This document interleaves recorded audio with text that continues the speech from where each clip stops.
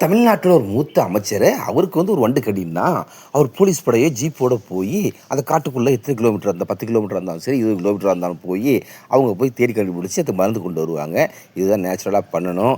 ஆனா, யாருமே இதுக்கெல்லாம் போறது மாட்டாங்களாம். யாரும் முயற்சி பண்ண மாட்டாங்களாம். ஆனா, 6 மாச கர்ப்பமா இருக்கிற நம்ம தமிழ் தான் கிளம்புறாங்களாம் தனிப்பட்ட முறையில. வழக்கம் போல கதாநாயகிங்கிறத காமிக்கிறதுக்காக 6 மாச கர்ப்பமா நீ எங்கேயும் போகக்கூடாதும்மான்னு எல்லா நாடகம் ஆடுறப்ப, இல்ல நான் போய் எங்க மாமா, என் குடும்பத்தெல்லாம் காப்பாத்தணும். நான் போறேன். யாரும் வர வேண்டாம். பயப்படாதீங்க. எனக்கு ஒண்ணும் ஆகாது. அப்படின்னு துணிச்சலா நம்ம தமிழ் தனிப்பட்ட முறையில கிளம்பி போறதுக்கு எல்லாருமே போக வேண்டாம், போக வேண்டாம்னு பின்னாடி இருந்து கத்த போறாங்க. இந்த சீனை தான் டைரக்டர் ஓட்ட போறாரு அடுத்து. இந்த அம்மா காட்டுக்குள்ள போய் தனிப்பட்ட முறையில போய் பல வண்டுகள கையாலையும், காயாலையும் தொரத்தி, அடிச்சு தொரத்தி தான் பண்ணிட்டு, கடைசியா என்ன பண்ண போது, அந்த மருந்த கண்டிப்பா எடுத்துட்டு வரப்போது. இந்த குடும்பம் எது செஞ்சாலும் தமிழ் 3 நாள்ல மறந்துருவாங்க. இருந்தாலும் தமிழ் தான் கொண்டு போய் அந்த மருந்தை கொண்டு இன்ஜெக்ஷன் போட்டு அந்த அமைச்சருக்கு மருந்து கொடுத்தோன்னே, ரொம்ப நன்றிம்மா, என் குடும்பத்துக்கு நீ தான் குலவிளக்குன்னு திரும்பவும் சொல்ல போறாரு. அடுத்து ஒரு சதி பண்ணத்தான் போறாங்க ஈஸ்வரி நடிக்கிற வீடியோல.